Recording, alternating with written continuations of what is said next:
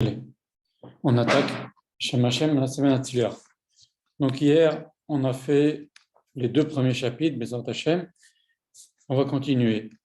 Je voudrais juste revenir sur un petit point dans un des chapitres que nous avons fait hier.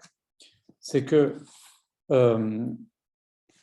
Aman encourage Achashverosh à envoyer une lettre à tous les habitants des 127 provinces pour dire que chaque homme doit dominer dans sa maison et doit imposer son langage dans sa maison.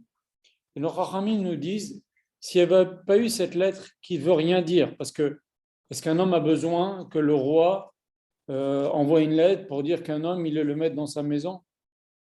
Quand les gens, nos Chachamim nous disent que si il n'y avait pas eu cette lettre qui a paru bizarre aux yeux de tout le monde, ils ont dit, il est fou ce roi d'envoyer une lettre pareille, de dire chaque homme doit commander dans sa maison. Eh bien, on aurait pu se faire tuer. Pourquoi?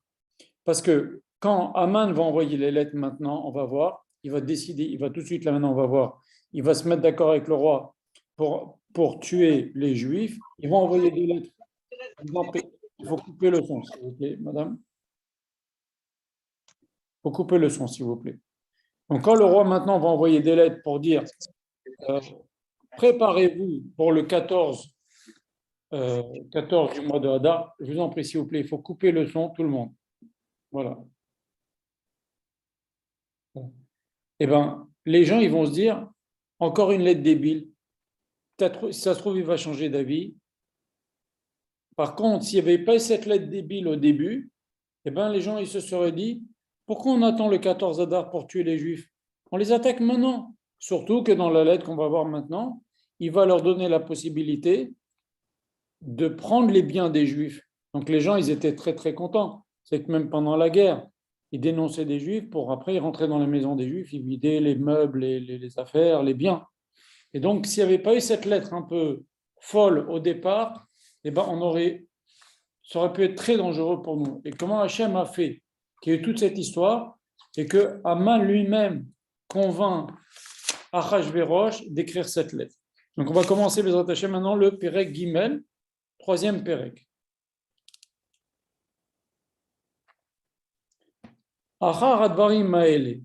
Après ces événements-là, donc on s'était arrêté à le roi Tuvashti, il fait une sélection un concours de beauté, il sélectionne Esther. Esther ne veut pas venir, mais il arrive à l'attraper. Esther et Mordechai font tout pour le décourager. Mordechai lui dit, écoute, Mordechai a dit à Esther, ne dis pas d'où tu viens. Et le roi va demander à Mordechai, mais dis-moi, comment je peux la faire parler? Mordechai, il est intelligent, il lui dit, alors que c'est lui qui a dit à Esther de ne pas dire d'où elle vient. Il dit au roi, fais un concours de beauté, fais-lui venir d'autres concubines, continue à prendre des nouvelles femmes.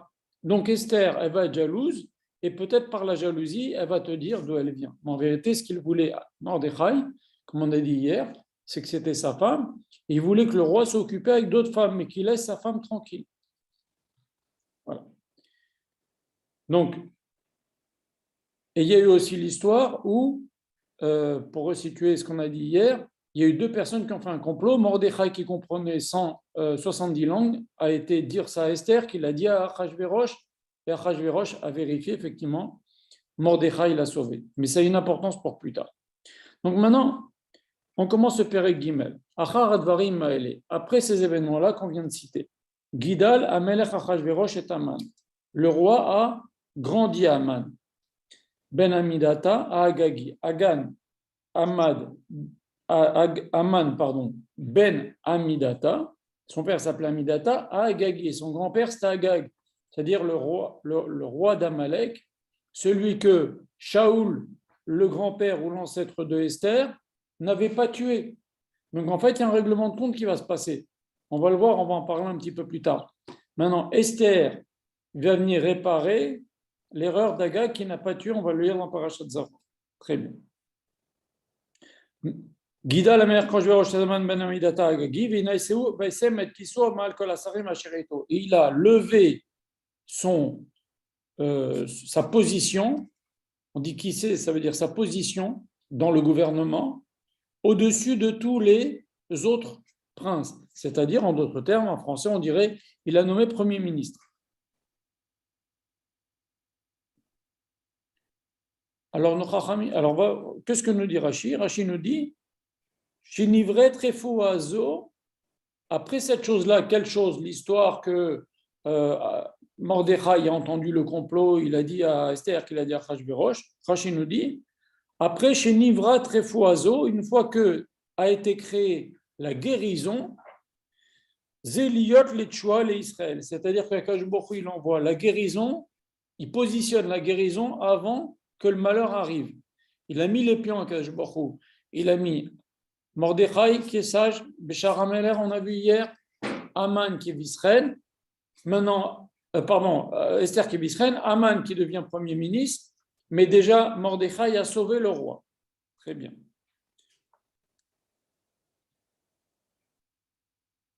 Gadal Amelech et Aman, Shakash Borou Rofou le Makatan chez l'Israël, Kodam Shewa Makale. C'est ce que dit Rashi. Akash Borou il crée, comme on dit souvent, c'est marqué dans le Gemara, Akash Borou Magdim Refoua le Maka. Il envoie la guérison avant même la maladie. Ok?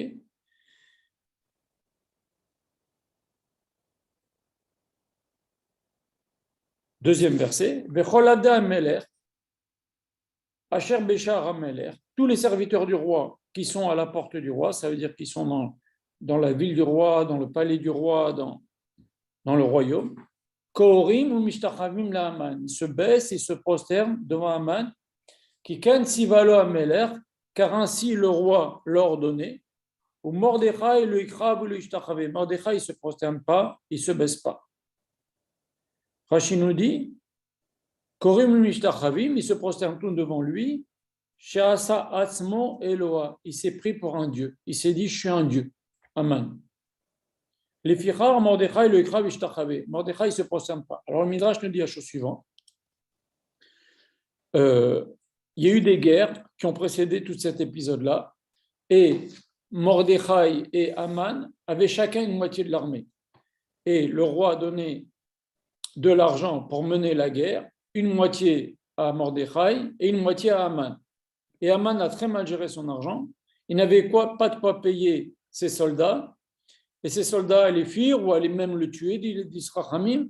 Il est venu supplier Mordechai de lui donner un peu d'argent pour qu'il puisse payer le solde des soldats. Mordechai lui a dit d'accord, à condition que tu te vendes comme esclave. Alors il marque le quête, est-ce que c'est esclave en permanence ou esclave un jour par semaine? Le fait est que, dit le Midrash, il a signé sur la chaussure, il a gravé sur la chaussure de Mordechai, je suis ton esclave. Et donc quand il venait chez Aman, venait devant Mordechai, Mordechai ne se prosternait pas, il lui montrait la semelle de sa chaussure, il lui dit hey, tu te rappelles, moi je ne vais pas me prosterner devant toi, tu es mon esclave. Voilà. C'est ce que dit le Midrash.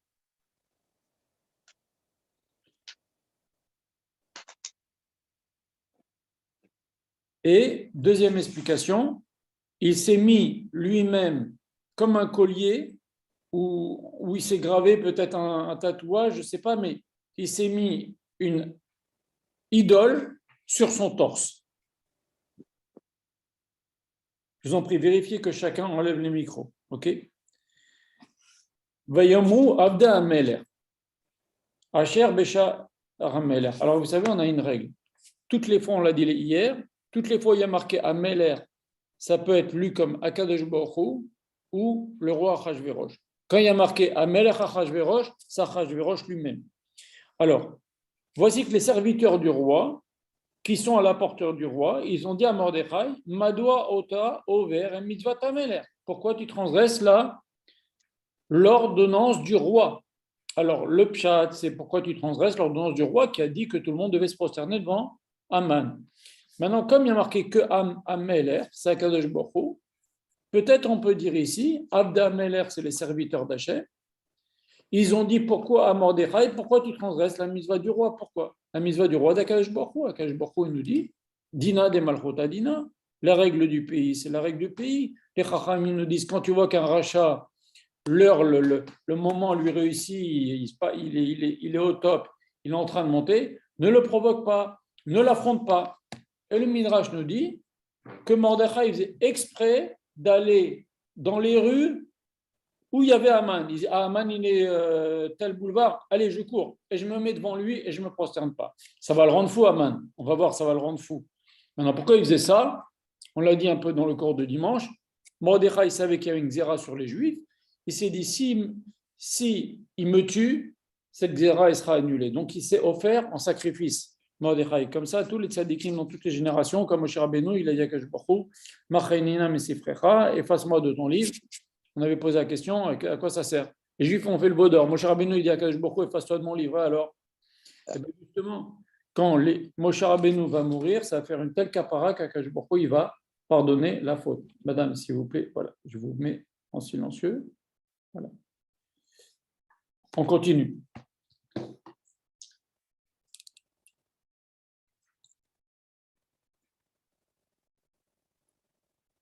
Vaïb Omra Melav comme Yom Yom. Et voici, quand les gens disaient à Mordechai tous les jours, arrête de provoquer ce Haman. Velo Shama Alehem, Mordechai n'a écouté personne. Vayagidou la Haman, on le dit à Haman, lire hot, Yamdou dit Mordechai. Tu devrais vérifier ce Mordechai, il est en train de te provoquer. Vas-y, passe devant Mordechai pour voir. Qui guide la haine à Shirou Yehudi, car on lui a dit, ce Mordechai-là, c'est un juif.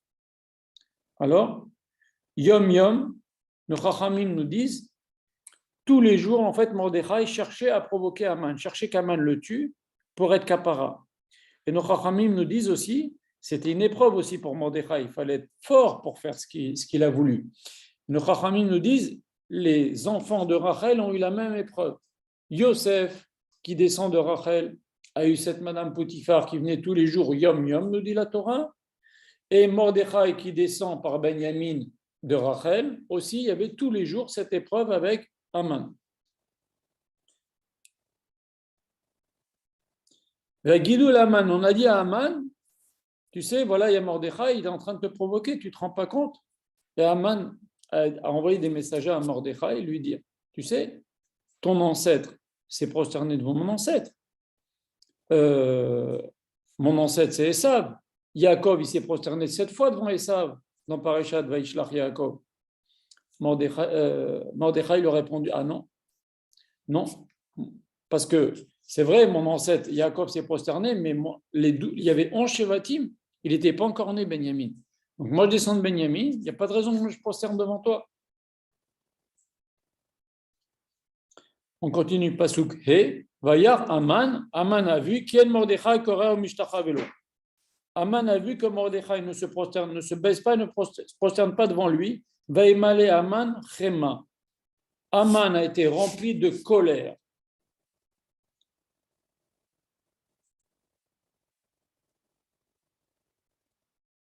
On continue. Vayebez Be'enav Lishloach Yad Be'Mordechai Levado. Aman s'est dit, moi je suis un prince, je suis un premier ministre, je ne vais quand même pas tuer le sage des Juifs seulement, il faut que je fasse un massacre. Qui guide Lou et Am Mordechai, car on lui avait dit de quel peuple venait Mordechai. Veibakesh Aman Lashmid et Kol Hayodim. Aman a voulu éliminer tous les Juifs. Asher Bechol Melchut Achashverosh Am Mordechai, qui était dans le royaume d'Achashverosh, le peuple de Mordechai. Alors voilà ce que nous disent les Chachamim là-dessus. Rashi nous dit, Mordechai a fait dire à Aman, je ne me prosternerai jamais devant toi. Pourquoi? Car je suis juif. Et nous, on a l'interdiction de se prosterner devant une idole. Tu as une idole, ne me prosterne pas. OK?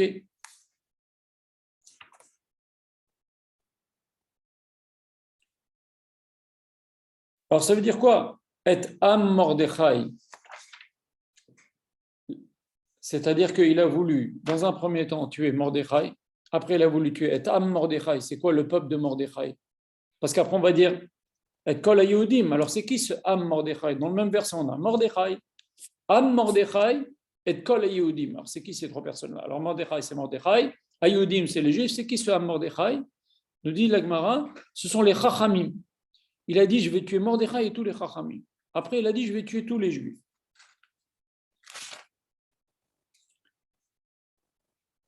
versé. Alors, Vaïvakesh, la Shmin, on a dit, il a voulu éliminer tous les juifs les uns derrière les autres. Chas v'shalom.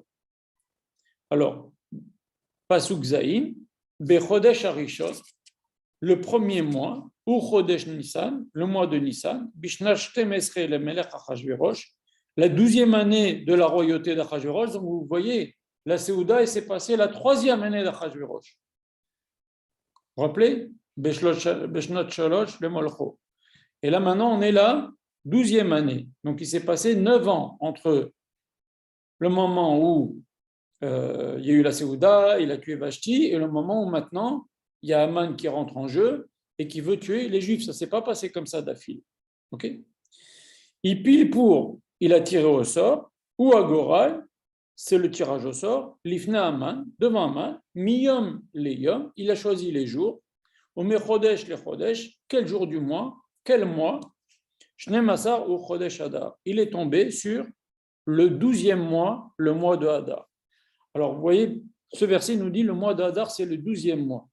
Donc, de là, on apprend, entre autres, qu'on ne peut pas rendre une année avec un 13e mois, avec, par exemple, un deuxième mois de, je sais pas, de Tevet, ou un deuxième mois de Jvat, ou un deuxième mois de Iyar.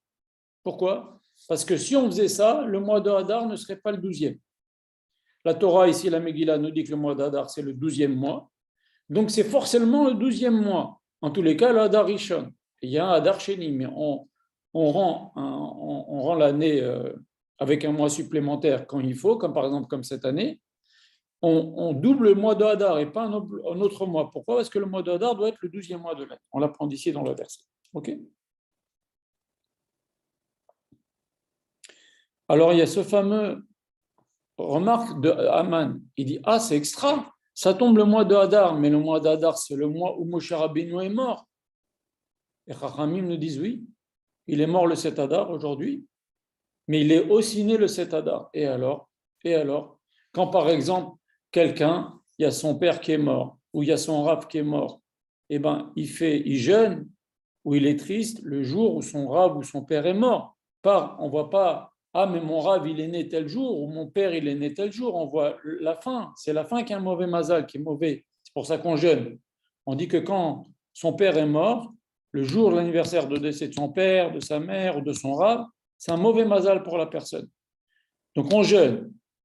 Bon, si ça tombe, si c'est un jour où c'est permis de jeûner, si la personne a la bonne santé pour jeûner. Bon, maintenant, il s'est dit, bah, c'est extra. Moshe Rabbeinu est mort, mais il ne savait pas que c'était le jour aussi où Moshe Rabbeinu est né. On a expliqué dans le cours de dimanche qu'Akash Baruch Hu, il remplit les jours des tzadikim. Alors maintenant, il faut savoir une bonne chose, différentes choses.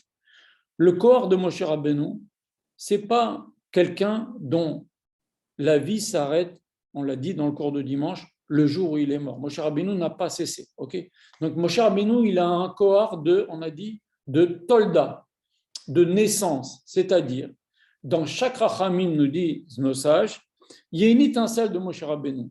Chacun qui est mechadel, qui écrit un livre de Chidushim avec des enseignements en Torah, il ne fait que retrouver ce qu'Akadosh Baruch Hu a dit à Moshe Rabbeinu. Moshe Rabbeinu, c'est le corps du pilpoul. Donc en fait, Moshe Rabbeinu, ce n'est pas un vecteur de mort, c'est un vecteur de vie. C'est ça que veut nous dire cette Mishnah, cette Gemara, qui nous dit, oui, c'est vrai, tu es tombé sur le mois où Moshe Rabbeinu est mort. Tu t'es réjoui, Aman, tu es content. Oui, mais Moshe Rabbeinu, il a un corps de Tolda. En plus de ça, si vous voulez voir, nos Chachamim nous disent que Moshe Rabbeinu, on a vu qu'il était Tov. Elle a vu qu'il était Tov, Bitya.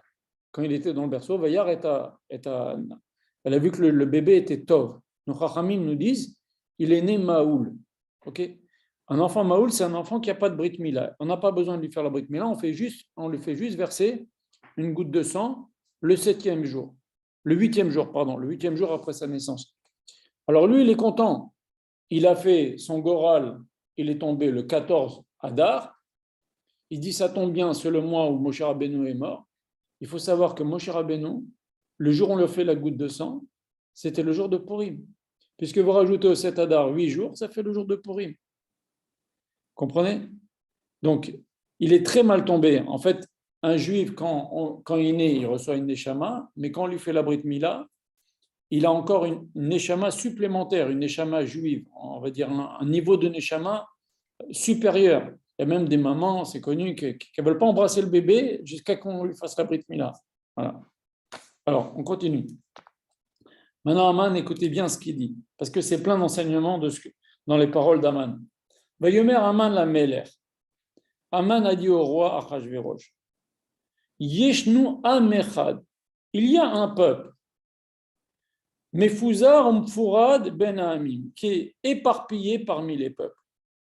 Bechol Medinot Malchut Techa, dans toutes les provinces de ton royaume.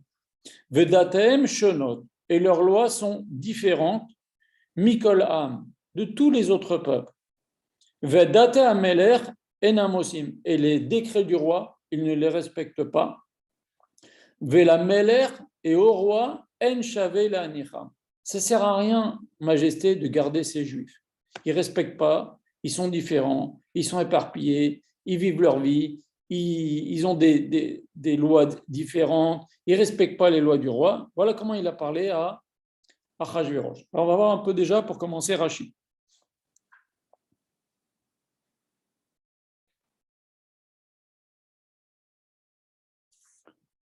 Vadata Ameler, Enamosim, Rashi dit, la tête masse, la vodata Ameler, ils payent pas les impôts, les juifs. Ok? En Shavé, ça vaut pas le coup, la Nicham, ça vaut pas le coup pour le roi de garder ses juifs. Ok? Alors maintenant, regardez ce que nos Chachamim nous disent, le vice qu'il y avait dans la façon de parler de Aman. D'abord, il aurait dû dire il yesh amechad. Qu'est-ce que ça veut dire yeshnu amechad? Vous avez déjà entendu parler quelqu'un dire yeshnu? On dit yesh amechad, pas yeshnu. Regardez ce que nous dit Chachamim. Ils nous disent yeshnu, ça vient du mot yoshen. Aman a dit à Achashverosh, oui, mais tu veux tuer les juifs, mais Akadosh Baruch Hu, tous ceux qui ont tué les juifs, il leur a fait payer cher. Qu'est-ce qu'il a dit à Aman? Il a dit le Dieu Chazvé Shalom, le Dieu d'Israël, Yoshen. Akadosh Baruch Hu, il s'est fâché, il dit dans Teilim, il y a marqué Iné lo yanu velo ishan shomer Israël. Akadosh Baruch Hu, il ne dort pas. Akadosh Baruch Hu ne dort pas. Alors tu dis Yeshnu Amechan, il dort, Mishu Echad Le'amo. Yoshen, Mishu Echad Le'amo. Il dort, celui qui est unique pour son peuple.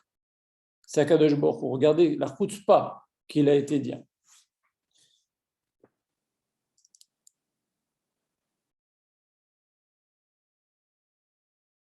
Regardez encore ce que dit l'Agmara. Ils nous disent, dans le Midrash, ou l'Agmara, le Midrash, qui nous dit, non, c'est le Midrash, il nous dit, les Juifs, ils mangent, ils boivent, ils te disent Oneg Shabbat, Oneg Yom Tov. Quand on veut leur demander de nous aider pour ci ou ça, ils nous disent c'est Shabbat, c'est Yom Tov, on ne peut pas. Ok? Et ils ne font pas marcher le commerce. Une fois c'est Yom Tov, une fois c'est Rosh Chodesh, une fois c'est Shabbat, une fois c'est Pessah, une fois c'est Shavuot, une fois c'est Rosh Hashanah, ils ne travaillent jamais. Une fois c'est Shabbat, une fois c'est Yom Tov, une fois c'est Kippour, une fois c'est Sukkot. Akadosh Baruch Hu lui dit tu veux mettre le mauvais œil aux Juifs parce qu'ils font toutes ces fêtes. Grâce à toi, man, je vais leur ajouter encore une fête, je vais leur ajouter Purim.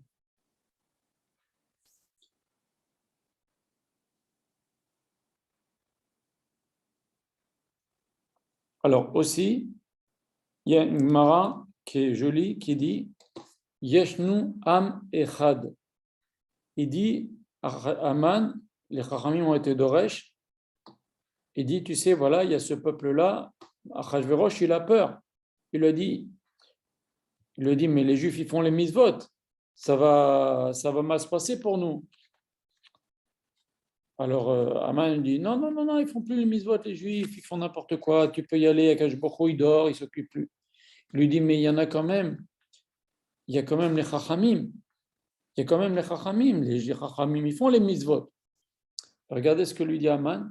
Il dit Am Echad.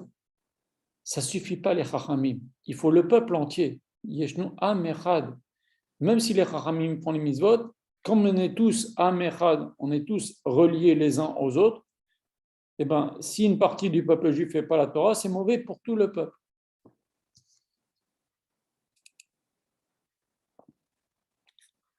Vedatem shonot, regardez ce que disent nos Chachamim, leurs lois sont différentes. Des loach les minan, ils ne mangent pas avec nous. Velonas be minan, ils ne se marient pas avec nous. Velomnas nelan. Il dit encore autre chose. Il lui dit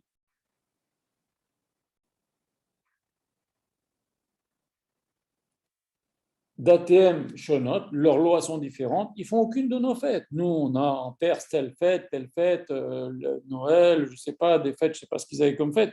Eh bien, nous, il n'y avait pas encore, il n'était pas encore né. Mais il y a des fêtes d'idolâtrie là-bas. Ils font pas, ils font rien les Juifs, ils font rien.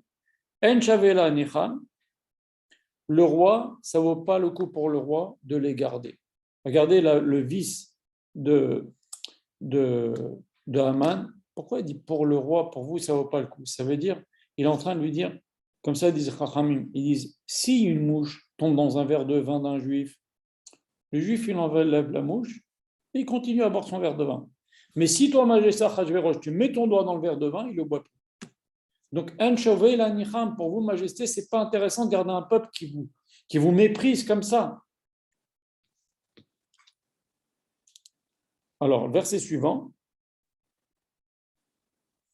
Imala Melertov, Ikateb Lavedam, ce fameux Lobedam, il est ici. Si c'est bon aux yeux du roi, Ikateb Lavedam, vous écrirez, Majesté, on écrira une lettre, les Abedam, pour les détruire. Va Seret Alafim Kikar Kesef, et le poids de. Ça, c'est une mesure de poids énorme. Je veux offrir une mesure de poids, je ne sais pas, des dizaines, des centaines de kilos d'or, je veux offrir. Eshkol aliédé osam lacha. Je vais payer pour financer ceux qui vont aller, venir aller dans les villes, tuer les Juifs, faire savoir qu'il faut tuer les Juifs. En fait, ça ne coûtera rien au roi, je prends tout à ma charge. La vie, El Ginza Melech, et cette somme-là d'argent que je vais donner, ça va vous servir pour mettre dans le trésor du roi. Et nos Chachamim nous disent que malgré tout ce qu'il a payé, ça ne servait à rien à Akash Baruch Hu, il a éliminé. Mais si on prend cette somme-là, ce poids d'argent qu'il a donné, ça correspond pile au Machatzit HaShekel, le poids d'argent de Machatzit HaShekel de tous les Juifs qui sont sortis d'Égypte. Et c'est pour ça que quand nos Chachamim nous disent qu'Akash Baruch Hu, il a prévu aussi que en nous faisant payer Machatzit HaShekel, on vient compenser tout l'argent que Haman va payer à Achashverosh. Vayassar Amelech et Abato. Alors là, c'est le clou. C'est que normalement, le roi, il devrait lui dire bon, très bien, merci. Ou je ne sais pas, mais le roi, il est tellement content, il donne son sceau. Le sceau du roi, il était sur sa bague. Vayassar Amelech et Abato. Le roi, il a enlevé sa bague, il a donné à Haman. Donc, il peut signer au nom du roi comme il veut. Veitna la Haman, il a donné à Haman, je suis au verset Yud, Ben Amidata à Agagi, Tzorer Hayodim, l'ennemi des Juifs. Et nos Chachamim nous disent, quand Haman a enlevé Achashverosh a enlevé sa bague, il a donné à Haman, ça a été un effet beaucoup plus fort pour les Juifs que des dizaines et des dizaines de prophètes qui sont venus dans le deuxième Beth Amikdash pour dire aux Juifs faites tchouva, faites tchouva, faites tchouva, faites tchouva. Ils n'ont pas écouté. Ils ont même tué des prophètes. Ils n'ont pas fait tchouva. Finalement, le premier temple a été détruit. 70 ans plus tard, il y a l'histoire d'Aman. Le roi, il enlève sa bague. Il dit à Aman, vas-y, on va voir le verset d'après. Il va dire, vas-y, tu peux signer ce que tu veux contre les Juifs. Ça fait faire tchouva aux Juifs mieux que tous les prophètes.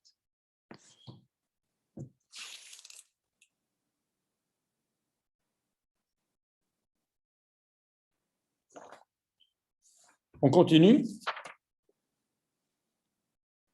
Regardez ce que nous dit Rashi. Le roi, il a enlevé sa bague.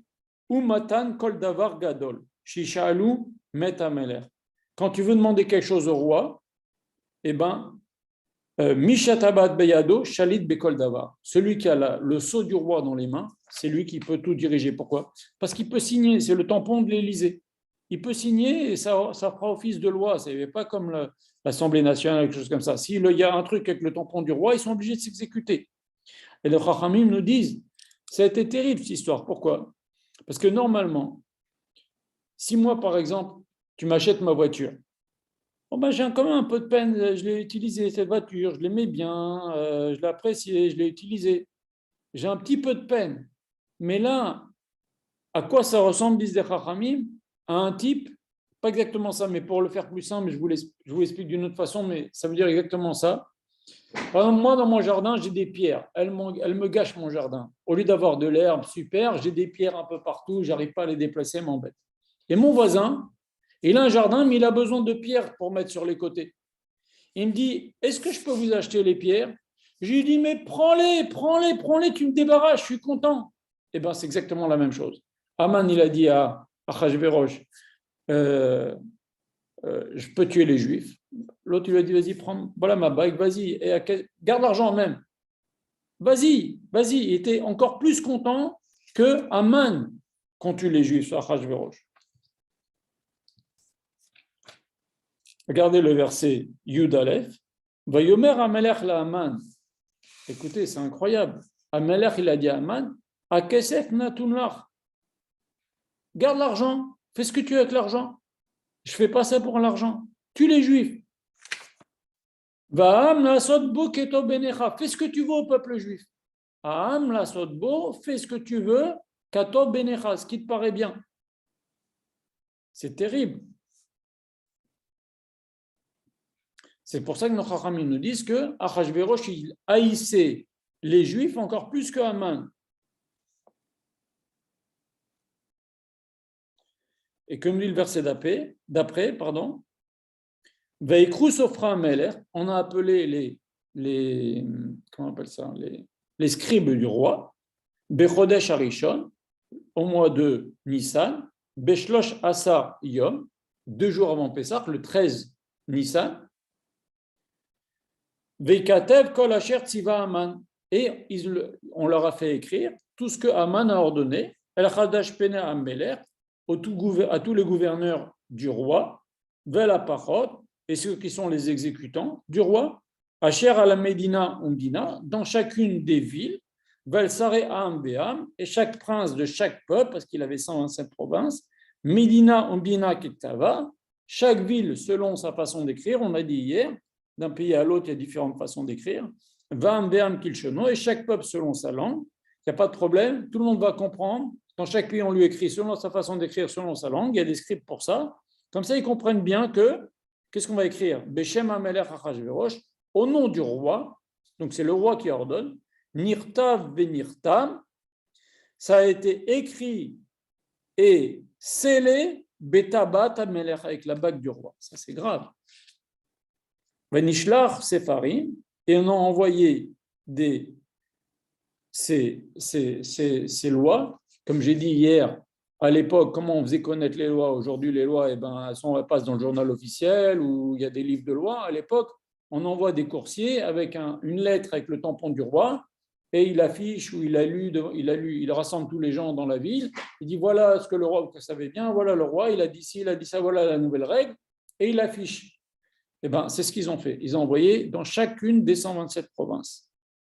Venishlor Sfarim, Beyad Aratim, on a envoyé ces livres-là, ces écrits-là, dans les langues, etc., correspondantes, Beyad Aratim, auprès des coursiers, des cavaliers qui couraient vite avec leur cheval pour aller El Kol Medinot, à Meler, dans toutes les villes du roi, la Shmid, Vela Harog, pour détruire et pour tuer, ou la bête et pour mener à la perte, et Kol Ayodim, tous les juifs, Minar Vazaken, du plus jeune garçon, du jeune garçon au vieux, Tav Venashim, même les bébés, même les femmes, Biyom Echad, en un jour. Vous avez le droit de tuer tous les juifs que vous voulez. Chaz v'shalom. Beshlosh esrei le chodesh shnemasar, le 13 du 12e mois, donc le 13 Ada, ou chodesh Ada, ou shlalam la bose, et vous pouvez même profiter du butin. Alors imaginez maintenant, on leur dit feu à volonté, tuez des juifs, servez-vous. Et ils sont contents comme tout. C'est le top. Et non seulement c'est permis, mais c'est une demande du roi de tuer les juifs. Donc les juifs, ils ont commencé vraiment, c'est grave, c'est très très grave. Vous savez que ça arrivait, hein, en Ukraine, en Russie, en Allemagne, ça arrivait, hein. Ils ne sont pas gênés. Ça se compte par dizaines de milliers ce qui s'est passé en Ukraine avec les juifs. Il ne faut pas croire, hein. Tavenashim. Attendez, juste une seconde. Venishlor Sefarim. Qu'est-ce que nous dit Rashi? Bon, c'est de la grammaire. Donc, on envoie cette lettre-là le 2 jours avant Pessah. Très bien. Alors maintenant, nos Chachamim nous disent pourquoi il a voulu tuer les femmes et les enfants. Il a dit comme ça, Aman, il a dit Paro, il n'a pas été intelligent. Il a tué que les garçons. Moi, je vais être plus intelligent que Paro. Je vais tuer aussi les femmes. Pourquoi? Parce que les femmes peuvent avoir des enfants. Donc, on tue aussi les femmes. On tue les bébés, etc. Ok. Mais ce n'est pas tout. Pishtegen aketav, la teneur de l'écrit, l'inatendat, de donner une loi, bechol medina amdina, dans chaque ville, geluim lekoyamim, que ce soit dévoilé auprès de tous les peuples, liot atidim la yamazé, d'être prêt ce jour-là pour tuer du juif. Aratzim yatsu dechofim, les coursiers sont partis à toute vitesse, Bidvar Ameler, sur l'ordre du roi. Donc le roi est Achashverosh. C'est Achashverosh qui dit allez-y, allez apporter ce décret d'Aman. Il était content, Achashverosh. Vadat Nitna Beshushan, et déjà, comme ça s'est été écrit à Shushan, ça a été donné aussi à Shushan. Vameler Vaman Yashvu Lishtot, le roi et Aman se sont installés, ils ont commencé à boire un coup. Vaïr Shushan Nevucha, et la ville de Shushan, c'est-à-dire les Juifs de Shushan, sont détruits, moral détruit. Ils sont aussi surpris, parce qu'il y en a qui disent que dans les lettres, il n'y a pas marqué, comme il y a marqué ici au début, on a dit qu'ils vont tuer femmes, enfants, etc. Il y avait marqué plutôt ce qu'on a vu à la suite, soyez prêts pour ce jour-là, mais on ne vous dit pas quoi. Donc, les Juifs, ils disaient, mais c'est bizarre. La Gemara a dit, il y avait des Juifs, alors les Goïms, ils comprenaient ce que ça voulait dire. Et quand, par exemple, un Juif allait au marché, il y a un Goï, il l'a attrapé comme ça, il lui dit, toi, tu vas voir ce que je vais te faire le 13 Adar, tu vas voir ce que je vais te faire. J'aurai le droit de te prendre, j'aurai le droit de prendre tes biens, etc. Voilà. Alors les Chachamim nous disent, pourquoi la Torah nous raconte que, la Megillah nous raconte que le roi et Aman, ils se sont assis pour boire. Les Chachamim nous disent qu'on est en train de payer d'une certaine façon la faute de Yosef Hatzadik. Pourquoi? Parce que qu'est-ce qui s'est passé quand il y a eu la vente de Yosef Hatzadik? Eh bien, les frères, ils se sont assis et ils ont été manger du pain. Ils se sont assis et relax, tout va bien. Et ça, c'est grave. Vaïr Shushan Nevucha, bon, on a expliqué ce que ça voulait dire.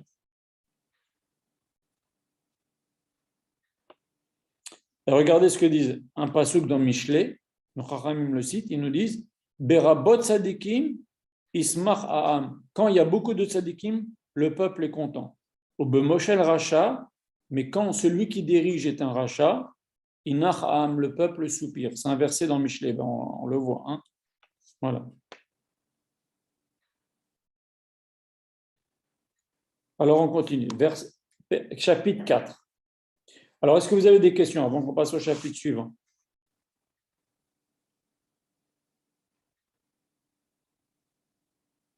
Pas de questions? Alors, on avance. Mordechai yada et Asher et Kol Asher naase. Mordechai, il a su ce qui s'est passé. Rashi nous dit quelque chose d'extraordinaire. Baal HaChalom, le maître des rêves, Amarlo, lui a dit c'était quoi le plan dans cette lettre-là? Qu'est-ce qui allait se passer? C'était quoi le décret de tuer les Juifs? Okay, parce que, comme je vous l'ai dit, il y a une version qui dit qu'en vérité, dans cette lettre, ce n'était pas clair. On leur dit, soyez prêts, mais ce n'est pas très, très clair. Si vous voulez, c'était peut-être pas écrit, mais c'était peut-être dit, Mais Mordechai savait ce qu'il y avait derrière. Que le juif était en danger. Amarlo, Balachalom, le maître des rêves, c'est-à-dire l'ange des rêves, Amarlo, il lui a dit à Mordechai, chez Skimu Elioni Malkar, dans le ciel, on a été d'accord sur cette xéra contre les juifs. Chez Shtachavu Letzelem, car les juifs se sont prosternés devant la statue Bimé Nebuchadnezzar, on l'a dit hier, devant la statue de Nebuchadnezzar. Ils ont aussi profité de la Seuda d'Achashverosh. Et la Gemara nous dit, dans le Midrash, nous dit que c'est Eliyahu Hanavi qui est venu dire à Mordechai. Et il y a ce fameux Midrash donc, que je vous ai dit hier, pour commencer le cours, quel rapport avec Moshe Rabbeinu? C'est que Eliyahu Hanavi a dit à Mordechai ce qui était vraiment en jeu, le risque qu'il y avait pour les Juifs, la xéra qu'il y avait sur les Juifs. Et Eliyahu Hanavi, Mordechai va rassembler les élèves, etc. Ils vont étudier Sfirat Omer, ils vont pleurer, ils vont jeûner, on va voir maintenant. Et même les mères, elles venaient, on va voir les mères, elles venaient dire à Mordechai, laisse-moi nourrir mes enfants. Tu ne vas pas faire jeûner un petit enfant de 13 ans, 14 ans, 11 ans pendant 3 jours. Et les élèves disaient, nous, on ne fera que ce que dit Mordechai. Si Mordechai a dit qu'on jeûne, on jeûne. Maintenant, tous ces pleurs et toute cette chouva, c'est monté dans le ciel. Et Moshe Rabbeinu a dit à Eliyahu Hanavi, c'est quoi ces pleurs? Eliyahu Hanavi lui a dit, c'est les Juifs qui sont en danger, donc je vous ai dit ça hier. Alors Moshe Rabbeinu a dit, moi je prie en haut et toi tu pries en bas. Et Mordechai, prie en bas. Okay. Alors regardez maintenant. Pasuk Bet. Non, pardon, toujours Pasuk Aleph. On a dit, Mordechai a su ce qui s'était fait. Veikra Mordechai et Begadav. Mordechai a déchiré ses habits. Excusez-moi, c'est un signe de deuil. Et on voit que nos Chachamim nous disent pourquoi Mordechai a fait déchirer ses habits, c'est pas tout. Vailbash sak vaefer. Il a mis un sac. On va parler du sac maintenant. Yetse betor haïr. Il marchait dans la ville. Veizak zaaka gedola omara. Et il criait un cri amer et grand. Imaginez maintenant. Vous voyez Rav Kaneski ou le Rav ou Rabbi Yosef marcher dans la rue avec un sac en train de crier, de pleurer. Ça va faire trembler les gens. Ça va les inquiéter. Et c'est ce qu'il veut. C'est ce qu'il veut Mordechai ici. Alors, pourquoi Mordechai a déchiré ses habits? Où est le mida keneget mida? Pourquoi il a crié? Où est le mida keneget mida? Où est le mesure pour mesure? Vous savez que quand Yosef a fait venir Benjamin, après ils ont fait la Séouda, après ils sont partis, il a caché la coupe dans le verre de Benjamin. Et il a envoyé son fils leur courir après, il a fouillé les sacs, en commencé par le plus vieux et finir jusqu'à Benjamin. Ils ont trouvé dans le sac de Benjamin la coupe, et il y a marqué, ils ont tous déchiré leur habit. Eh bien, Chachamim nous disent, à cause de Benjamin, ils ont tous déchiré leur habit, alors lui, Mordechai, qui descend de Benjamin, il va se déchirer ses habits. Maintenant, pourquoi Tseaka Gedola Omara? Si vous voyez le lachon qui a été utilisé lorsque Esav est venu chez son père, il lui a dit, papa, tu as béni Yaakov, il m'a volé la bénédiction. Tu n'as pas une autre bénédiction pour moi? Il y a marqué Tseaka Gedola Omara, le même verset, le même mot. Tu as fait pleurer Esav, Yaakov a fait pleurer Esav, et bien, le descendant d'Esav, Aman, va faire pleurer les Bnei Israël, en particulier le grand de la génération Mordechai. Alors moi, j'avais demandé à Rav Israël, je lui ai dit, mais je suis cité, c'est le Gemara. Je lui ai dit, mais quand même, Yaakov, il était bien obligé de piquer la bracha. Il m'a dit oui. Il était obligé, et heureusement qu'il a piqué la bénédiction. Mais il n'empêche que quand tu utilises certains moyens qui font de la peine à des gens, eh ben, ça se paye. Alors, il faut être prêt à payer les pots cassés, mais il était prêt. Yaakov Avinu était prêt, heureusement. Heureusement qu'il a pris la bénédiction. Mais c'est comme ça. La Torah veut nous faire montrer ici que tout se paye. Tout se paye mesure pour mesure. Benjamin t'a fait déchirer les habits à tes frères. Et bien là, le descendant de Benjamin va déchirer ses habits. Yaakov va faire à Esav avoir un cri amer et des pleurs. La même chose ici pour le descendant de Yaakov. Alors, Vaishbak, sac va faire. Vaikra Mordechai. Alors, c'est quoi ce sac? On a déjà expliqué. C'est un habit en peau de laine. Le Rav insiste beaucoup qu'on le mette. C'est un signe de contrition, mais quand par exemple la Torah, où est-ce qu'on voit en premier que la Torah nous raconte ça? C'est la Torah, hein, je parle pas le Midrash. Mais la Torah nous raconte ça pour Yaakov, quand on lui a dit que Yosef est mort, eh ben, il s'était fait dévorer par une bête, il a mis un sac, il a pris le deuil. C'est un signe de deuil. Mais en vérité, regardez ce que nous dit les Chachamim, ils nous disent Meshetafas Yaakov Avinu et un sac, lorsque Yaakov Avinu il a commencé à mettre le sac, Dirtiv Sam Sam Sak Bemotnav, comme je viens de vous citer, Shuv Lo Zaz Mi Benav, le sac n'a jamais quitté les Bnei Israël dans toutes les générations. Donc en fait, quand on veut que notre filote soit écoutée, eh ben on met ce sac. C'est une ségoula pour que notre filote soit écoutée. Donc c'est bien de faire tikkun chatzot avec ce sac, etc.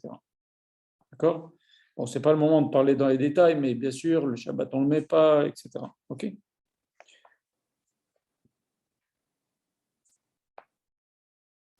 Va Isaac, c'est quoi ce cri qu'il a poussé? La Gemara nous dit, il a dit, Aman, Achashverosh, ils ont gagné. Et il y a dans la Gemara une autre opinion qui dit, bon, c'est pas la peine de la citer maintenant, mais en vérité, il est en train de leur dire, Ingzera, mais la Xera, toute cette histoire-là d'Aman et de Mordechai, c'est parce qu'Hachem a décidé cette chose-là. Ce qu'on a dit tout à l'heure. Vous avez profité de la Séouda d'Achashverosh, vous êtes prosterné à la statue de Nebuchadnezzar, et bien c'est décidé en haut. Après, comment ça se passe? Et bien voilà, ça se passe avec Aman, Achashverosh, mais c'est quelque chose qui a été décidé en haut. Alors, Vayavo ad lifne sharameler. Maintenant, Mordechai va jusqu'à la porte du roi, habillé en sac, habillé avec des habits déchirés. Qui aime la voix, el sharameler, bilboucha, car on ne va pas, mais ça ne se fait pas ce qu'il est en train de faire, nous dit la Megillah.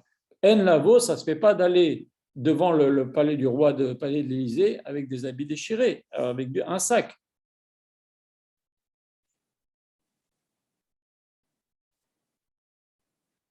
Et nos chachamim nous disent un kalvachomer.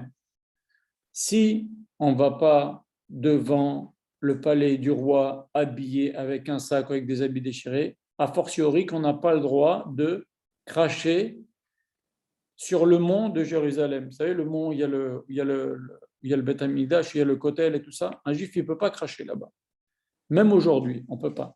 Et aussi dans une synagogue. C'est très grave. Il y en a qui crachent dans les synagogues. Il y a un drôle de minag de cracher dans les Nul Shabéach. Eh ben, le Mishabora, il dit, Parizal, il a crié sur les gens qui font ça. On ne crache pas dans une synagogue. On crache par terre. C'est dégoûtant pour les autres. Vous savez, nos chachamim me disent, quelqu'un qui crache dans la rue, il dégoûte les autres. Ça peut faire qu'une femme, elle se sent mal, une femme enceinte, elle peut se sentir mal, ou un homme un peu sensible, c'est dégoûtant. Alors, on ne crache pas comme ça. Alors, pasuk d'après, va Bechol Medina Umdina, pasuk Gimel. Alors, Rachid, excusez-moi, ça veut dire qu'on ne va pas dans le palais du roi habillé comme ça. En derech eretz, c'est pas une bonne conduite. Lavo el sharam el erbil bouchsak. On ne va pas à la porte du roi avec des habits pareils. Ok.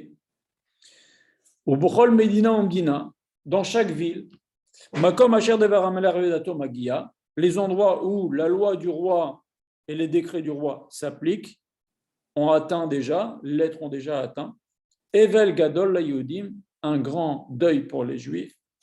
Vetsum, ils ont commencé les Juifs à jeûner. Umisped, et à s'attrister, faire comme des espédim.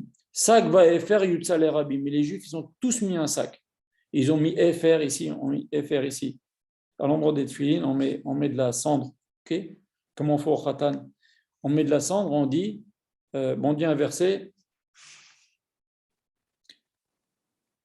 et c'est un signe de deuil. Les Juifs ont pris sur eux le deuil. Alors on a dit hier, c'est quoi Evel Gadol? C'est que normalement un deuil, plus le temps passe et moins la personne, elle arrive un peu à dominer sa peine et avoir de moins en moins de peine. Mais là, plus le temps passait, plus les Juifs avaient de la peine. Maintenant, Mordechai, il a fait tout ça pourquoi? Pour réveiller les Juifs, pour qu'ils fassent tchouva. Sinon, il n'a pas besoin de courir dans la rue et se mettre à crier, à pleurer. Et mieux que ça, Pourquoi on dit Evel Gadol? Parce que Dieu préserve quand quelqu'un meurt. Bon, eh ben, il reste ses enfants, ils vont continuer la voie de leur père. Mais là, tout le monde va être tué, les parents, les enfants, tout le monde va être tué. C'est ça, Evel Gadol aussi. Batavona, Narot, Esther. Elles sont venues les servantes de Esther. Vatsar et Séa et les eunuques, ceux qui étaient au service de Esther, ses serviteurs. Vayagidoula, on lui a dit Esther, tu sais, Mordechai, il est en train de pleurer, il est en train de crier, il est habillé sac VFR et il est devant la porte du palais, exprès pour faire réveiller, pour parler avec Esther. C'est pas pour entrer en contact avec Achashverosh qui va dans le palais, c'est pour entrer en contact avec Esther. Il y a marqué, il va être Chalchal Amalka, Meod. Elle a eu une peur terrible. Chachamim nous disent, elle est tombée nida de peur.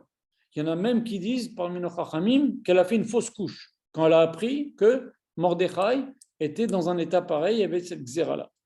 C'est ça, Vatir Chalchal Amalka Meod. Elle a eu très, très, très, très peur. Voilà les explications. Vatishlar Begadim, l'albish et Mordechai. Elle a envoyé des habits à Mordechai pour s'habiller. Tu ne peux pas rester comme ça. Ou la cire sa comme un lave, qu'il enlève son sac. Vélo Kibel, il a refusé.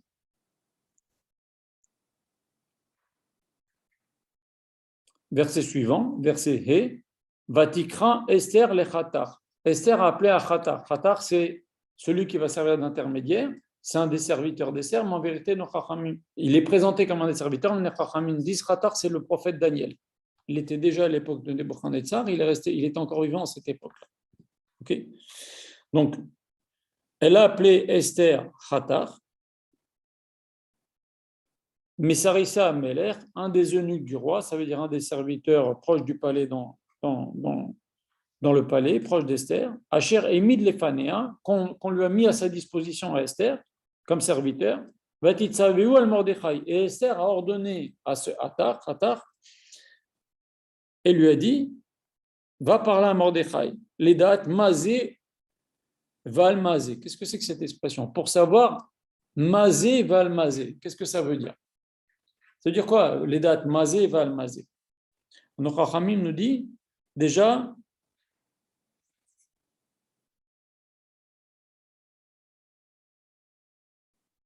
est-ce que les Juifs ont transgressé les Luchot Abrit sur lesquels il y a marqué Visé, Vézé, Mktuvim, mais sont écrits des deux côtés. Il y a plein de draches là-dessus. Ok? Vayetse Atach el Mordechai, on avance. Atach est sorti chez Mordechai, El Rechovaïr, dans la rue de la ville, Asher Lifne Sharam Meler, devant la porte du palais du roi. Veigid le Mordechai, Mordechai a dit à Atach, Et Kol Asher Karaou, tout ce qui s'est passé. Vet Parashat Akesef, et toute l'histoire que Haman a donné de l'argent. Asher Amar Haman Nishkol al Ginze Ameler, que Haman a dit qu'il allait donner au trésor du roi, Bayodim, en échange de la peau des Juifs, les Abedam, pour les tuer. Asher Karaou, on va employer le même terme quand on va lire Parashat Zachor. Asher Kacha Baderer. Il y a différentes explications là-dessus. Kacha, ça veut dire il t'a refroidi, ou les Juifs qui étaient à la queue de l'assemblée des Juifs dans le désert, il les attrapait, il les tuait. Il y en a qui disent que même il coupait la Brit Mila des Juifs, il a jeté en l'air vers Akash Boko, il dit voilà ton signe, hop, il tuait les Juifs comme ça. Donc voilà ce que maintenant, ce Amaleki, ce Haman, ce qu'il est en train de nous préparer, il fait comme les premiers Amaleki qui ont attaqué les Juifs dans le désert.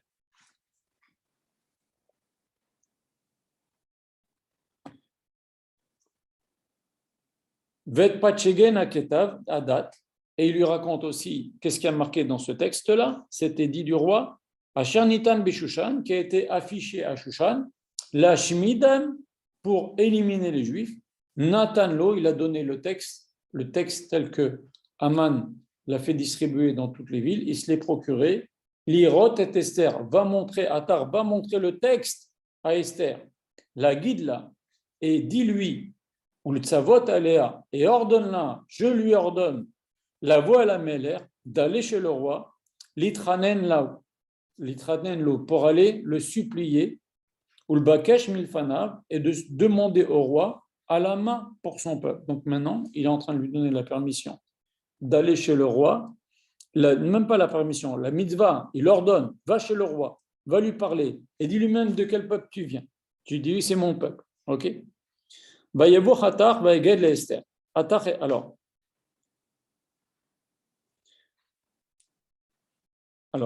verset tête. Vayavo Atar, Vaeged le Esther. Atar est venu, il a dit à Esther, et dit vrai Mordechai. Ce que Mordechai a dit. Va tomer Esther le Atar. Esther a dit à Atar, Bitsaveu al Mordechai. Elle lui a dit, va dire ça à Mordechai. Quoi? Kolovda Ameler, va Medinot Ameler. Tous les serviteurs du roi et tout le peuple de toutes les provinces du roi, Yod'im, Sav, Asher Kolish Veisha, tout homme ou femme, Asher Yavo al Ameler, El Chetzar Apenimi, qui irait dans le roi, dans les parties privatives du palais, Asher le carré, alors qu'il n'a pas été appelé, Echad Dato Lamit, eh ben, il est condamné à mort, sans forme de procès, l'évade, sauf Macher Yoshitlo Ameler et Charbit Azav, sauf si le roi lui fait grâce de la vie et lui tend son sceau, son sceptre. Vechaya, et là il vivra. Vani, et maintenant, elle est en train de dire à Mordechai, quoi ça sert que j'aille maintenant? L'onikreti, la voix la Meler, Zeshlosheyom, ça fait déjà 30 jours que le roi ne m'a pas appelé. Il ne m'a pas vu depuis 30 jours. L'Axéra, on est maintenant le 13 Nissan. L'Axéra, elle est dans 12 mois. Elle est au mois de Hadar l'année prochaine, le 13 Hadar. Dans 12 mois pile. Pourquoi veux-tu que j'aille maintenant? Ça fait déjà 30 jours qu'il ne m'a pas appelé. Il va m'appeler. Pourquoi je risque ma vie maintenant? Il va m'appeler. Il va bien m'appeler d'ici le mois de Hadar. Ça fait déjà 30 jours qui sont passés. Je suis sa reine, il va m'appeler. Même s'il m'appelle au bout de 60 jours, il reste encore 10 mois. Pourquoi tu veux que j'aille risquer ma vie? C'est ça qu'elle lui dit. Alors là, il y a quelque chose d'étrange. Parce que le verset ne nous parle plus de Hatar. Il y a marqué Guidou le Mordechai, dit Esther. On a fait dire à Mordechai les paroles d'Esther. Où il est Hatar? Alors là, nos Chachamim nous disent, comme ici Esther s'est dégonflée, eh bien, Hatar n'a pas voulu être l'intermédiaire de choses pas bien. Les Chachamim emploient cette expression, l'omeshivim à la kalkala. C'est-à-dire, il y a eu un kilkul, il y a eu une baisse de niveau. Et ben moi, elle veut Esther que moi j'aille annoncer à Mordechai qu'elle a baissé de niveau, qu'elle n'est pas prête, qu'elle a mis l'excuse pour ne pas aller chez le roi. Moi, j'y vais pas. Il a envoyé quelqu'un d'autre. Adar, il a envoyé quelqu'un d'autre. Ben, il y a Guidou, les Mordechai. On a dit à Mordechai, mais lui, il n'a pas voulu. Parce que En Mashivim à la Kalkala. Moi, je ne participe pas à quelque chose une dégringolade comme ça.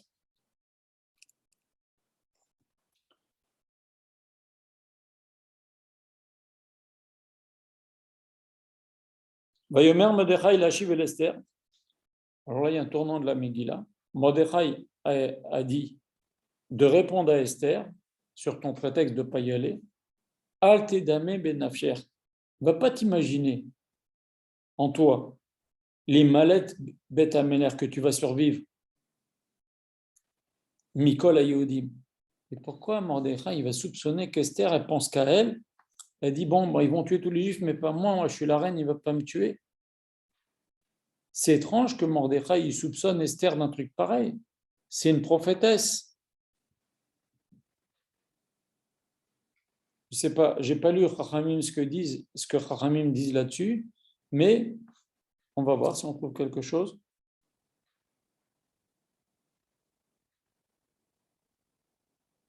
Rashi nous dit Altis Boura, ne pense pas à l'Imalet Beyam Ariga, que tu vas être vivant, tu vas survivre le jour de la tuerie. Bébête, parce que tu es dans la maison du roi. Shen Atrotsa Lisaken Atatsmer, parce que maintenant tu ne veux pas te mettre en danger, aller parler au roi. Arshav ala Safek, maintenant tu as un doute. Aller chez le roi, pas chez le roi, sans permission. Regardez ce que nous dit le verset d'après. Car si tu te tais, tu te tairas. C'est étrange comme expression, on va l'expliquer. Bet azot, à cette occasion-là, revar vatsala yamel yodim. On sera sauvé de toute façon. Revar vatsala, ça veut dire qu'il y aura de la largesse, il y aura du sauvetage qui va venir pour les Juifs. Bemakom acher, d'une autre façon. Vat ou bet avir, toi et la maison de ton père, Tové, d'où vous serez perdus. Tu ne veux pas agir. Alors écoute-moi bien, maintenant tu peux agir, tu peux sauver les Juifs. Ok. Maintenant, si tu ne le fais pas, nous on va être sauvés, mais toi tu vas mourir.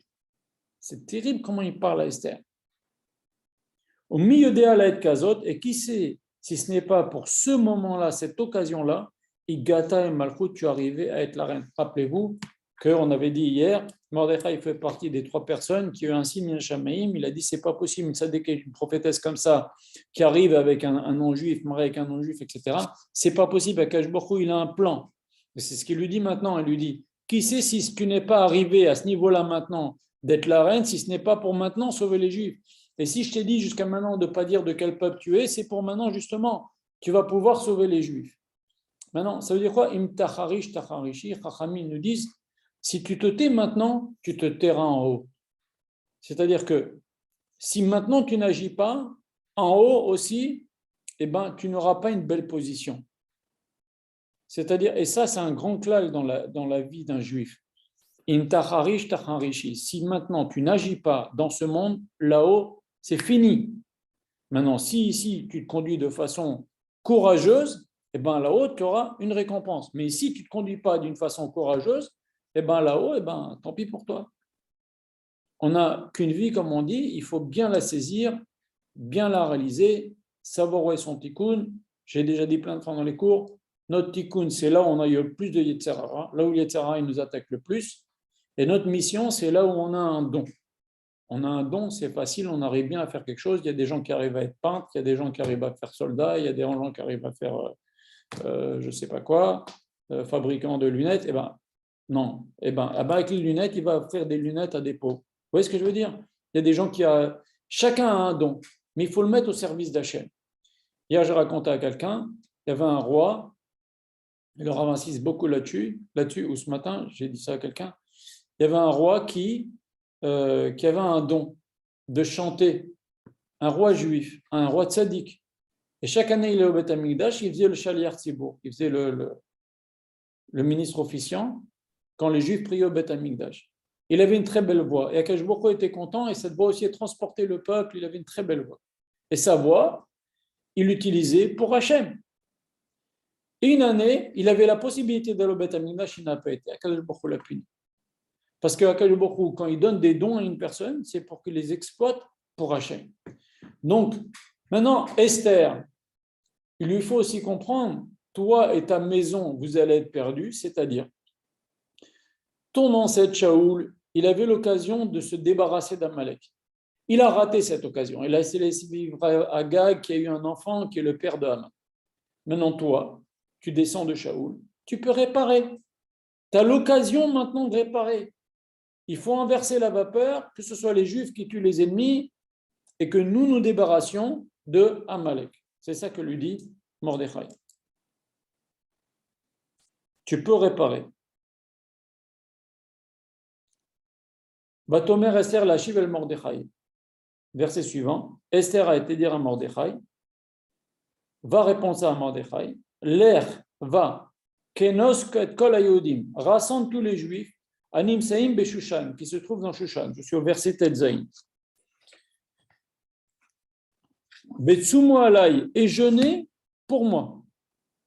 C'est-à-dire les juifs ils vont jeûner pour que Esther réussisse sa mission. Bien sûr, on va jeûner pour faire tchouva, etc. On va voir que les juifs ils vont recevoir à Purim mieux qu'au don de la Torah. Parce qu'au don de la Torah, Akash Baruch Hu nous a mis la montagne sur la tête, on a reçu la Torah de force.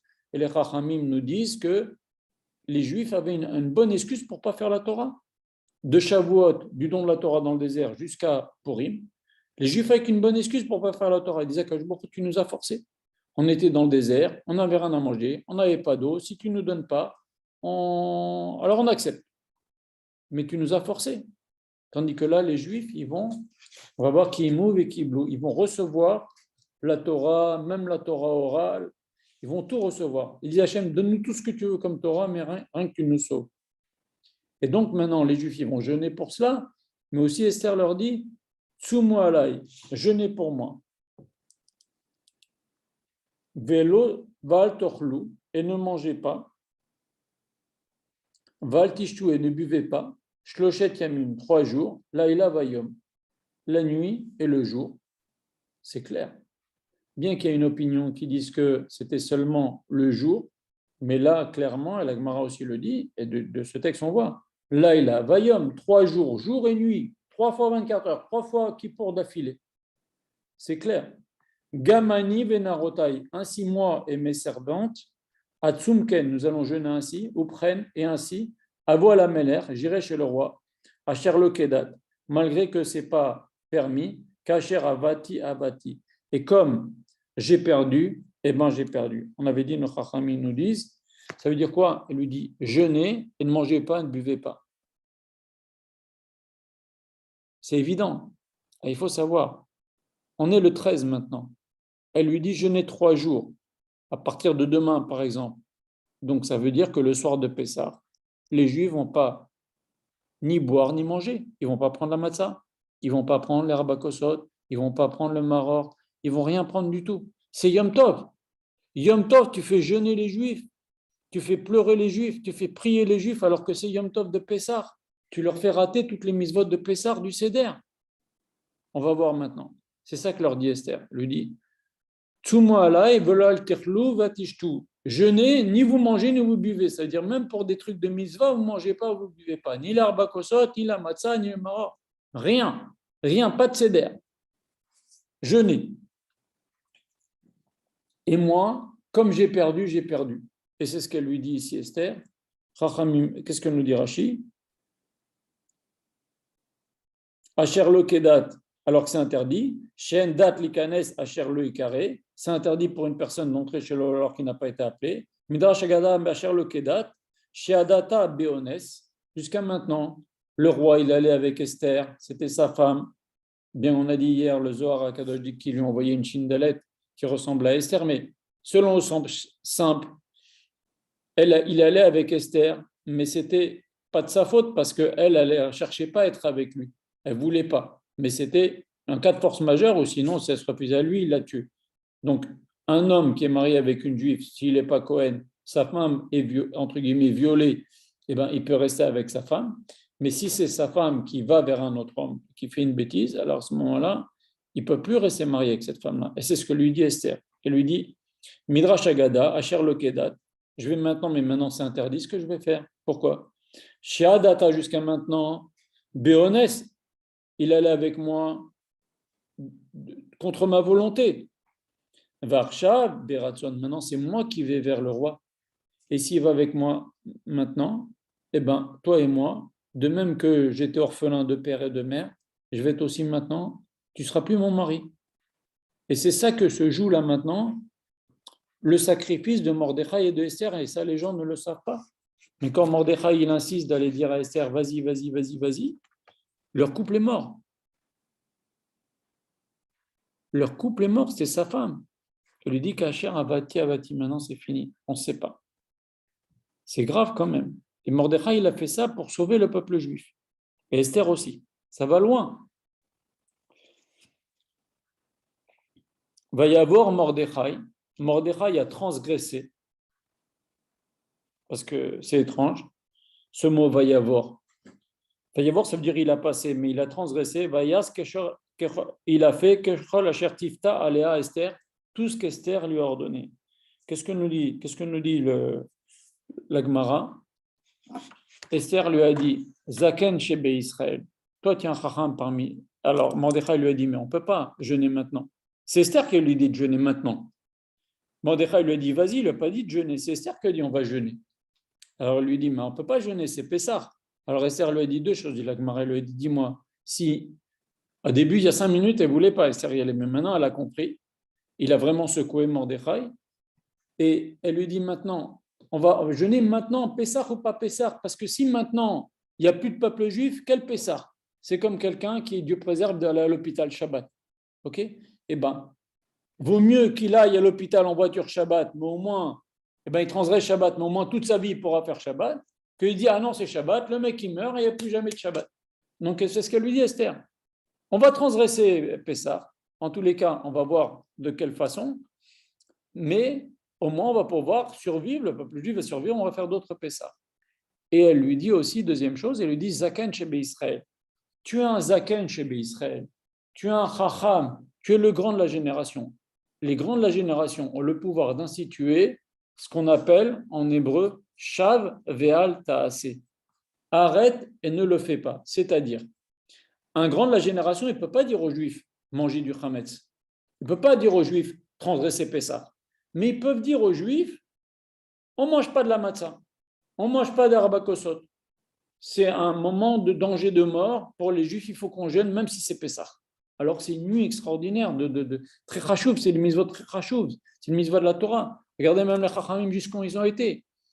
Regardez, prendre le loulav, etc., le premier jour de Sukkot, c'est une mitzvah de la Torah. Le deuxième jour, troisième jour, quatrième jour, etc., ce n'est pas de la Torah, sauf si on est au Beth Amikdash. Okay, où il y en a même qui disent aujourd'hui, celui qui va au Kotel, qui prend l'arba minime les 8 jours, il fait une mitzvah de la Torah. Mais en dehors de Jérusalem, c'est le premier jour qui est de la Torah. Les autres jours, c'est Rabbi Hanan ben Zakkai. C'est une Mishnah dans Masechet Sukkot. Très bien. Maintenant, si le premier jour tombe Shabbat, les Chachamim, ils ont institué qu'on ne prend pas le arba minime. Ça veut dire cette année-là, on ne fait pas la mitzvah de la Torah. Et en fait, on va faire que la mitzvah de Chachamim du deuxième jour, troisième jour, quatrième jour. Mais la mitzvah du premier jour qui est de la Torah, on ne la fait pas. Mieux que ça, Rosh Hashanah, qui est très important, que la sonnerie du shofar, c'est super important. Ça fait qu'Akash Boko, il passe du jugement, du trône de rigueur au trône de clémence. Donc c'est bien pour nous pour toute l'année, cette sonnerie du shofar. C'est le summum de Rosh Hashanah, c'est le summum de l'année, les sonneries du shofar, clairement.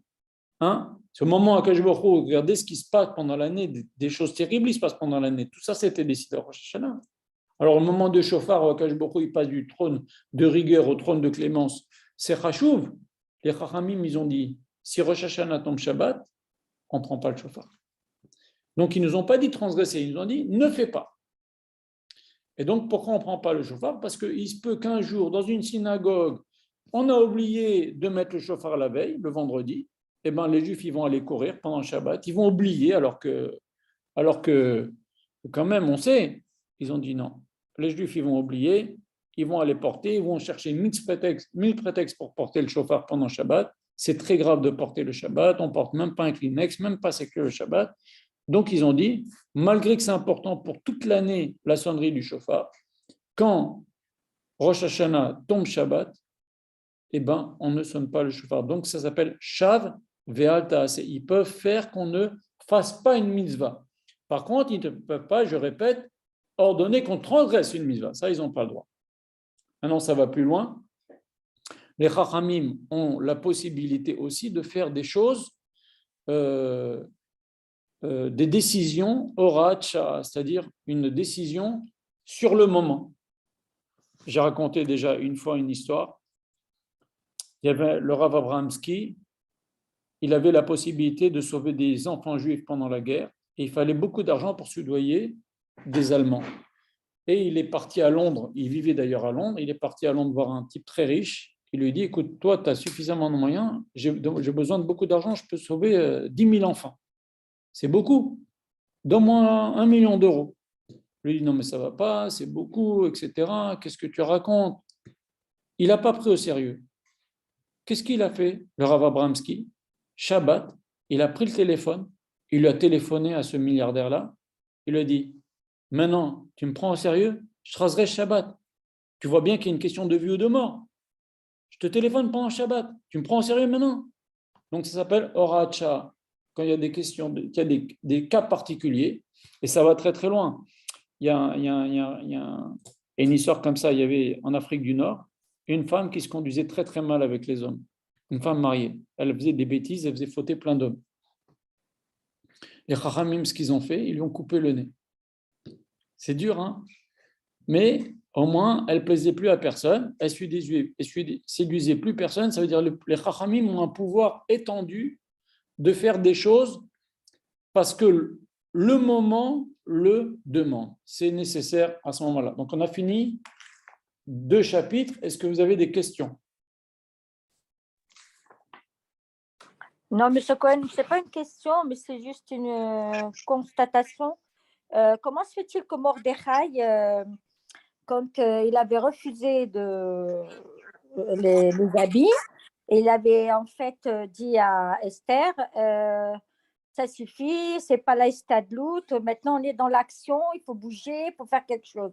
Et comment se fait-il alors que lui, c'est elle quand elle a vraiment dit, bon, alors c'est bien, Mordechai, il a dit qu'il faut que j'agisse, et elle lui a ordonné de jeûner, et c'est lui qui dit non, non, non, comme s'il n'était plus en urgence. Donc, je n'ai pas compris. C'est une très bonne question. Alors, en fait, c'est ça. C'est qu'au début, Esther dit à Mordechai, écoute, on a maintenant 12 mois devant nous. OK? Le roi, il ne m'a pas appelé depuis 30 jours, donc il va bien m'appeler, je suis sa reine. OK? Alors Mordechai lui dit vite, vite, vite, vite. Alors quand Esther elle lui dit, et il lui dit attention, et si tu fais pas ça, et toi et ta famille, il la menace, il lui fait peur. Quand Esther a pris conscience qu'elle doit agir, elle lui dit allez, on agit tout de suite. C'est ce que vous dites. Maintenant, lui, il la freine. Voilà que maintenant, lui, il lui dit non, attends, attends, c'est pas ça. Elle lui dit non, non, non, non, non, non. On n'attend pas. Alors, pour répondre à votre question, pourquoi? C'est extraordinaire, c'est une grande leçon de Moussa. Elle est belle, votre question, parce qu'en vérité, quand il y a un danger, il faut le traiter tout de suite. Il ne faut pas repousser à demain.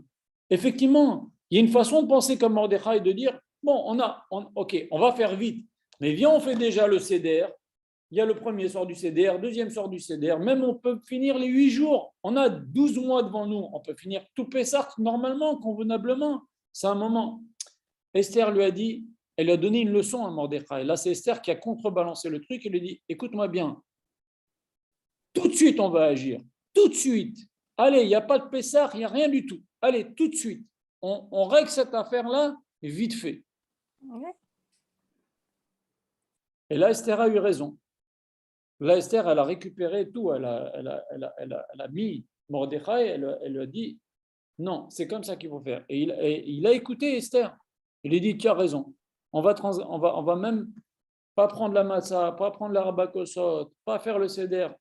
On va faire un jour de jeûne, même le jour de Yom Tov. Mais c'est ça, parce qu'il a risqué son couple. La première fois, il a risqué son couple pour lui dire alors c'est l'action, c'est tout de suite. Mais après, il recule. C'est ça qui est un peu. Et il recule à cause de Pessah. Ouais.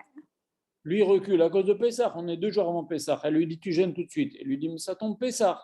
Il lui dit viens, attends, on a 12 mois, on peut gratter 2-3 jours, on fait un Pessah convenable. Elle lui dit non, tout de suite, on agit. Et ça, c'est une très grande leçon. Et Mordechai lui donne raison. Au début, il ne voulait pas. À la fin, Mordechai lui donne raison. Il lui dit, tu as raison, on va agir tout de suite. Alors moi, je vous raconte une histoire. C'est vraiment comme ça qu'il faut faire.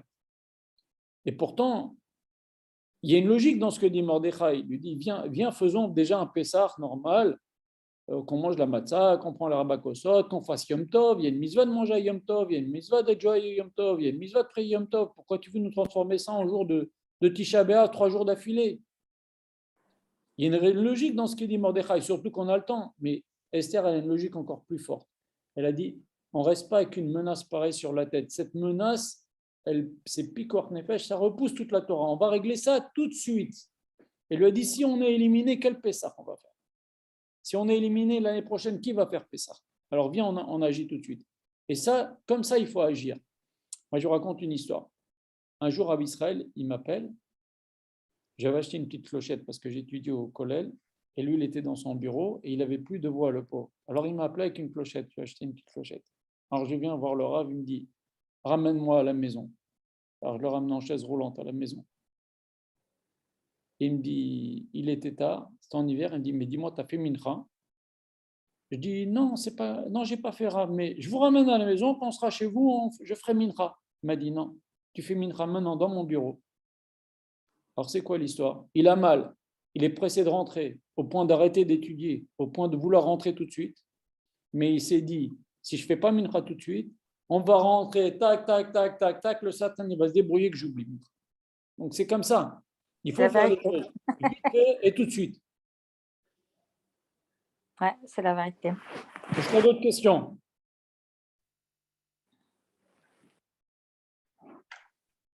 Je fais un petit sondage. Ça fait 1h25 de cours. Voulez-vous qu'on fasse encore un pérec ou on arrête ici?